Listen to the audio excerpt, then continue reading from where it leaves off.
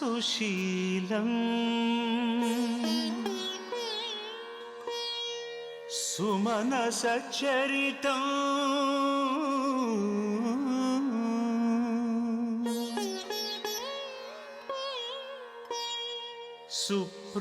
सुप्रेमवन्दितं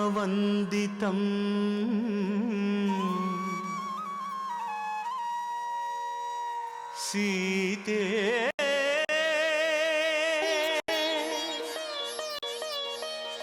रामकथा हृदयम्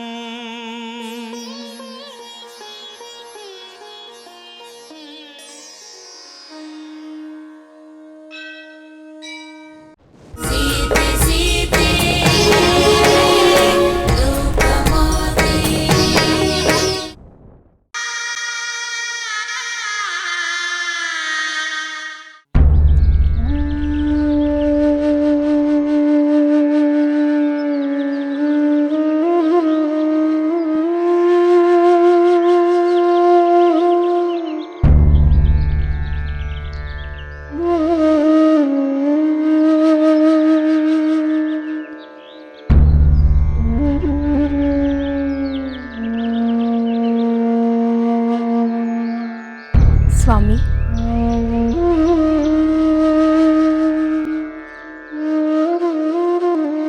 स्वामी ಫಲಹಾರದ ಸಮಯವಾಯಿತಲ್ಲವೇ? ಇಲ್ಲ ದೇವಿ, ಫಲಹಾರ ಸೇವನೆಗೆ ಮೊದಲು ಲಕ್ಷ್ಮಣ ಅಯೋಧ್ಯೆಗೆ ಹಿಂದಿರುಗಿ ಹೋಗುವುದು ನಿರ್ಧಾರವಾಗಬೇಕು. ದೇವಿ, ನೀನೇ ಹೇಳು. ನನ್ನ ಮಾತಾಪಿತರ ಯೋಗಕ್ಷೇಮದ ದೃಷ್ಟಿಯಿಂದ ನಾನು ಲಕ್ಷ್ಮಣನಿಗೆ ಅಯೋಧ್ಯೆಗೆ ಹಿಂದಿರುಗಿ ಹೋಗು ಎಂದು ಹೇಳುತ್ತಿದ್ದೇನೆ. ಅದು ಸರಿಯೋ ತಪ್ಪು? ನೀನು ಹೇಳು ದೇವಿ.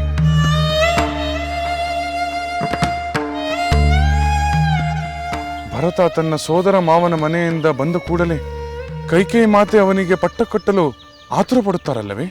ಅದಕ್ಕಾಗಿಯೇ ಅಲ್ಲವೇ ಅವರು ನಿಮ್ಮನ್ನು ವನವಾಸಕ್ಕೆ ಕಳುಹಿಸಲು ಮಹಾರಾಜರ ಬಳಿ ಹಠ ಮಾಡಿದ್ದು? ಹೌದು ದೇವಿ, ತಂದೆಯವರಿಗೆ ಅದು ಸಮ್ಮತವಿಲ್ಲದಿದ್ದರೂ ವಚನ ಪಾಲನೆಯ ನೆಪ ಒಡ್ಡಿ ಅವರನ್ನು ಸಂದಿಗ್ಧದಲ್ಲಿ ಸಿಲುಕಿಸಿದರು.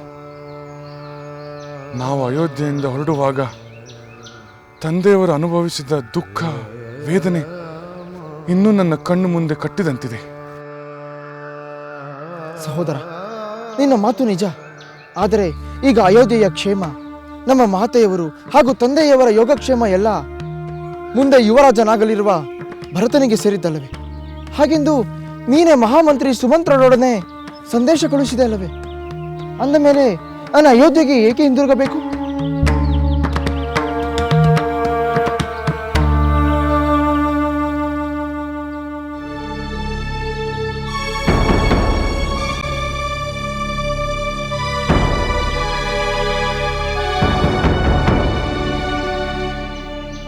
ಭರತ ಯುವರಾಜನಾದರೆ ಲಕ್ಷ್ಮಣನ ಅಗತ್ಯವಿಲ್ಲವೆಂದು ಹೇಳಲಾಗುತ್ತದೆ.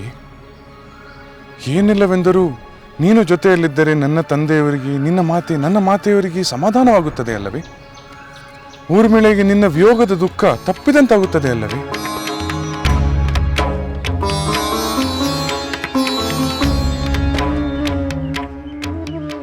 ಲಕ್ಷ್ಮಣ, ಮತ್ತೊಮ್ಮೆ ನನ್ನ ಮಾತುಗಳನ್ನು ಆಲೋಚಿಸು. ನಿನಗೆ ನನ್ನ ಮೇಲಿರುವ ಅಪಾರವಾದ ಭಕ್ತಿ, ಪ್ರೀತಿ, ವಾತ್ಸಲ್ಯ ನನಗೆ ಗೊತ್ತು. ಆದರೆ ನನಗಿಂತ ಅಯೋಧ್ಯೆಯಲ್ಲಿ ನಿನ್ನ ಅಗತ್ಯ ಹೆಚ್ಚಾಗಿದೆ.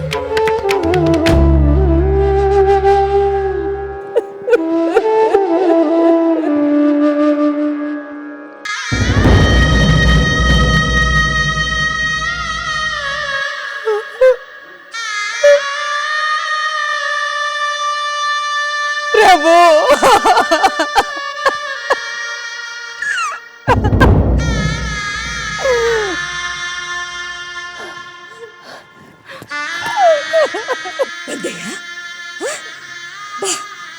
ನೋಡು, ನಿನ್ನ ಪಾಪ ಈಗ ನಿನಗೆ ತೃಪ್ತಿಯಾಯಿತೆ? ನಿನ್ನ ಸ್ವಾರ್ಥಕ್ಕಾಗಿ ನೀನು ವಿಧವೆಯಾಗಿ ನಮ್ಮನ್ನು ವಿಧವೆಯನ್ನಾಗಿ ಮಾಡಿಬಿಟ್ಟಿಯಲ್ಲ.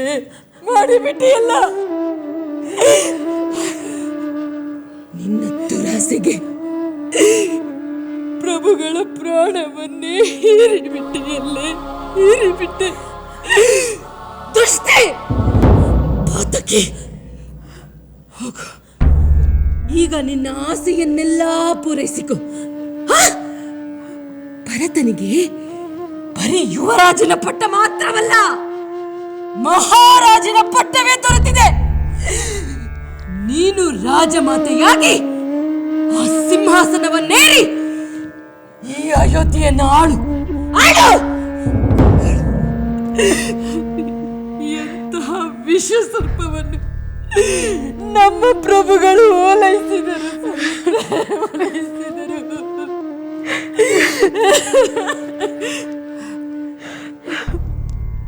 ಇನ್ನು ಯಾಕೆ ಕುಳಿತಿರುವೆ?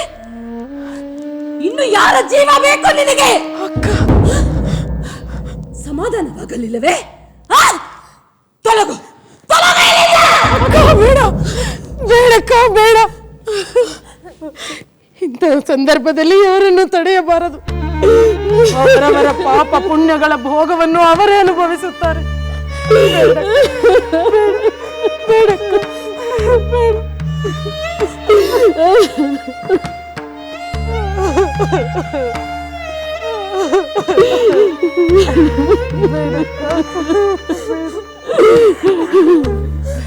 ಸಾಕು, ಸಾಕು, ನಿಲ್ಲಿಸು. ನಿನ್ನ ಆಳುವ ನಾಟಕವನ್ನು ನಿಲ್ಲಿಸು. ಈಗ ಅತ್ತರೆ ಏನು ಪ್ರಯೋಜನ? ರಾಮನಿಲ್ಲದೆ ಬದುಕಲಾರೆ, ರಾಮನಾಗಲಿ ಬದುಕಲಾರೆ ಎಂದು ಸಾರಿ ಸಾರಿ ಹೇಳಿದರು. ಅವರ ಮಾತನ್ನೇ ಲೆಕ್ಕಿಸದೆ ನಿನ್ನ ಹಠವನ್ನೇ ಸಾಧಿಸಿದೆ. ಈಗ ಅತ್ತರೆ ಏನು ಪ್ರಯೋಜನ? ನಿನ್ನ ಅಳುವಿಗೆ ಪ್ರಭುವನ್ನು ಮರಳಿ ತರುವ ಶಕ್ತಿ ಇದೆಯೇ? ಈಗ ನಿನಗೆ ಸಮಾಧಾನವಾಯಿತಲ್ಲವೇ?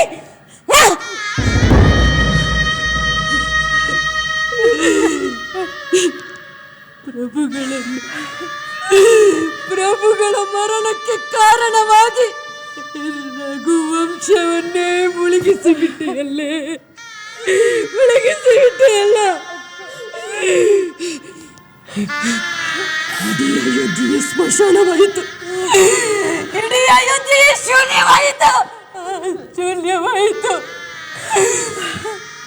ಇನ್ನು ಯಾರ ಜೀವ ಬೇಕು ನಿನಗೆ? ಯಾರ ಜೀವ ಬೇಕು ಹೇಳು?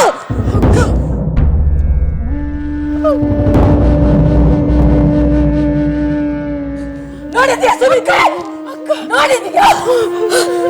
ಬಿರುಗಾಳಿ, ಬಿರುಗಾಳಿ ಅಂತ ಹೊರಟು ಹೋದಳು. ನಮ್ಮ ಅಯೋಧ್ಯೆಯನ್ನೇ ಚಂಡಮಾರುತ ಬಂದಂತೆ ನಾಶ ಮಾಡಿ ಹೇಗೆ ಹೋಗುತ್ತಿರುವಳು ನೋಡಿದೆಯಾ?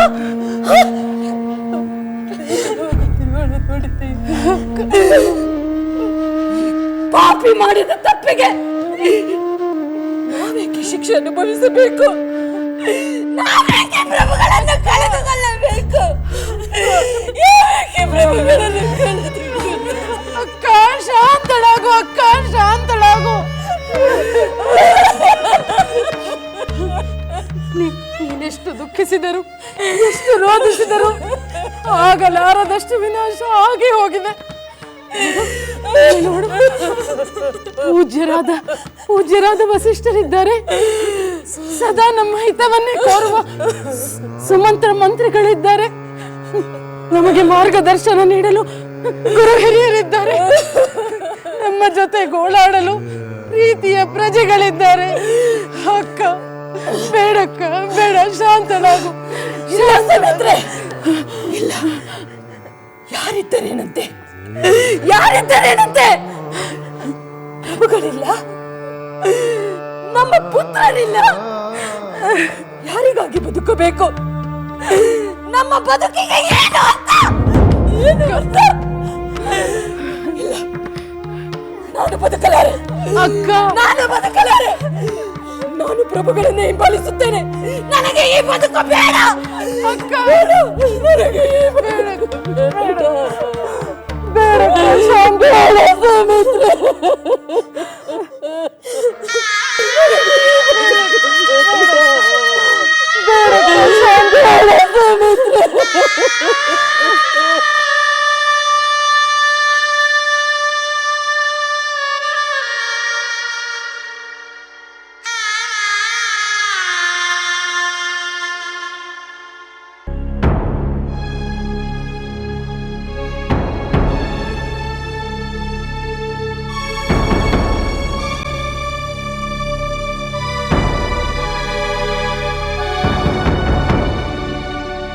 ಮುನೀಂದ್ರರಿಗೆ ಪ್ರಣಾಮಗಳು.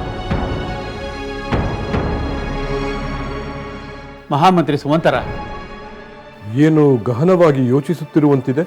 ಯೋಚಿಸುವುದಕ್ಕೆ ಇನ್ನೇನು ಉಳಿದಿದೆ ಸುಮಂತರ? ಎಲ್ಲವೂ ಮುಗಿದು ಹೋಯಿತು.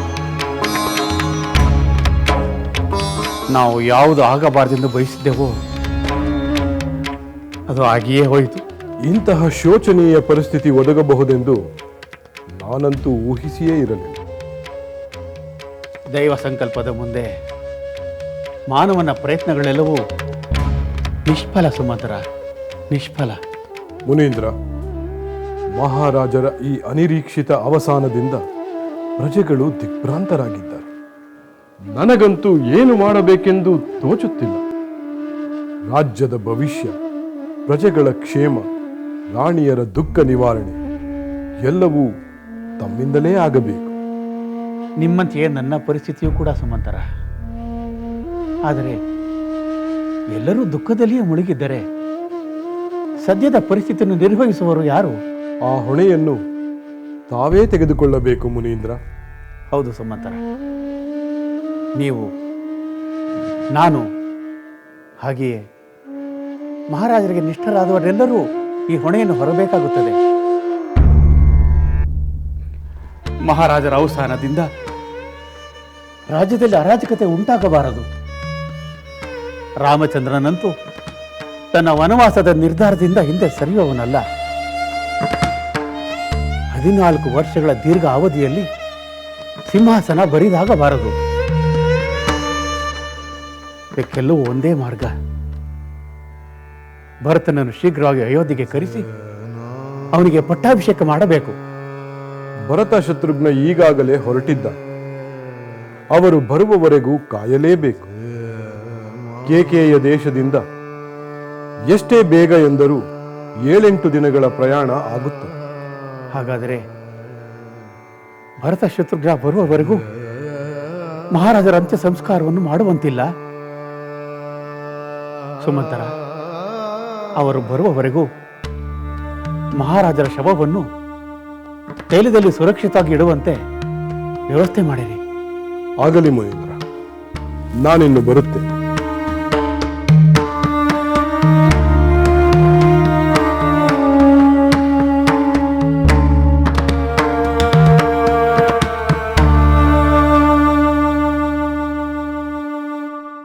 ಸಹೋದರ, ನಾವು ಅರಮನೆಯ ಬಗ್ಗೆ ಚಿಂತೆ ಮಾಡುವುದನ್ನು ಬಿಟ್ಟು ಇಲ್ಲಿನ ವಿಷಯದ ಬಗ್ಗೆ ಚಿಂತಿಸುವುದು ಒಳ್ಳೆಯದು.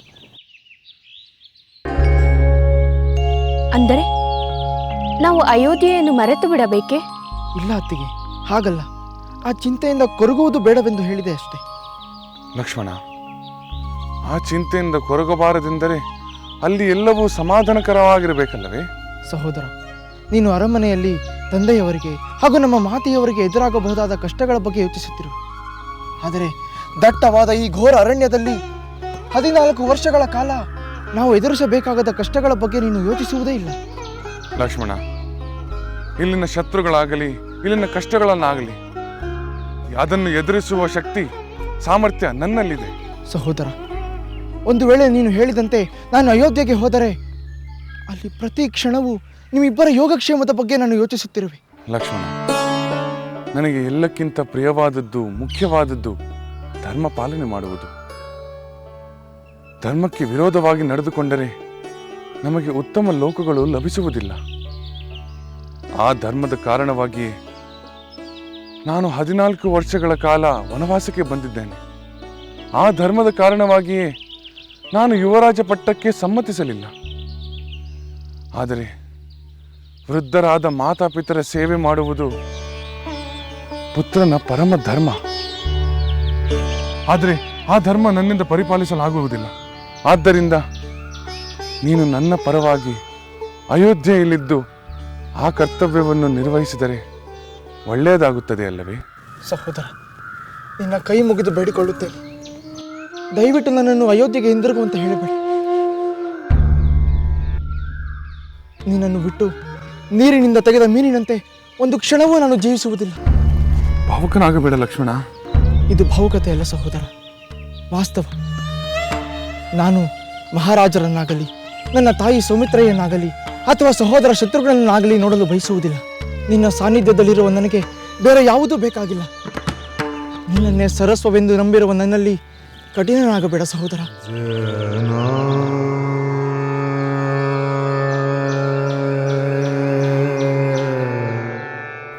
ಲಕ್ಷ್ಮಣನ ನಿರ್ಧಾರ ದೃಢವಾಗಿದೆ.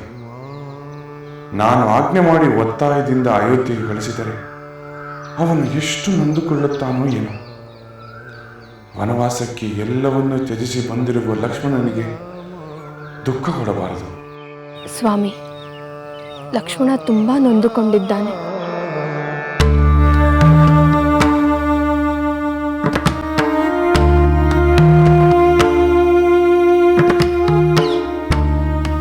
ಲಕ್ಷ್ಮಣ, ನೊಂದುಕೊಳ್ಳಬೇಡ. ನಿನಗೆ ನನ್ನ ಮೇಲಿರುವ ಅತಿಶಯವಾದ ಪ್ರೀತಿ ಪ್ರೇಮ ನಾನು ಬಲ್ಲೆ. ನಿನ್ನ ಇಷ್ಟಕ್ಕೆ ವಿರುದ್ಧವಾಗಿ ನಾನು ನಿನ್ನನ್ನು ಅಯೋಧ್ಯೆಗೆ ಕಳುಹಿಸಲು ಇಷ್ಟಪಡುವುದಿಲ್ಲ. ನೀನು ನನ್ನೊಂದಿಗೆ ಇರು. ನಮ್ಮ ಸುಖ ದುಃಖಗಳಲ್ಲಿ ಭಾಗಿಯಾಗು. ಸಹೋದರ, ನಿನ್ನ ಈ ಭರವಸೆಯ ಮಾತುಗಳನ್ನು ಕೇಳಿ ನನಗೆ ಮರುಜನ್ಮವಾದಂತಾಯಿತು.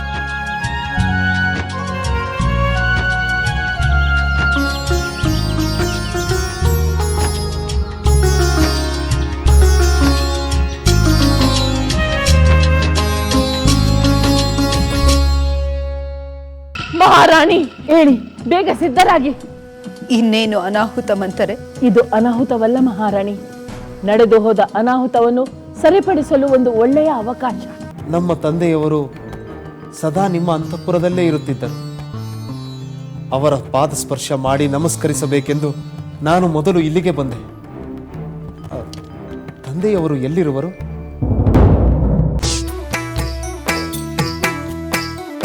ಲಂಕೆಯಲ್ಲಿನ ದುರುಳ ದರ್ಪವು ಸೀತೆ ಸಹನೆಗೆ ಸೋತಿತು.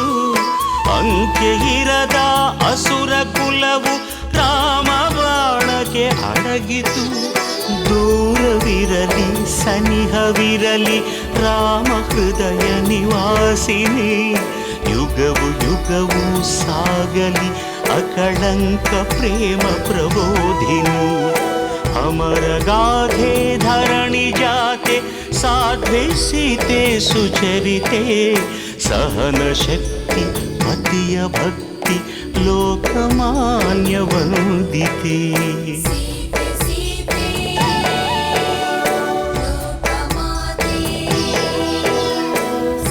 ರಾಮ ಹೃದಯ ನಿವಾಸಿನಿ ಅಕಳಂಕ ಪ್ರೇಮ ಪ್ರಬೋಧಿನಿ. ಸೀತೆ ಮಾತೆ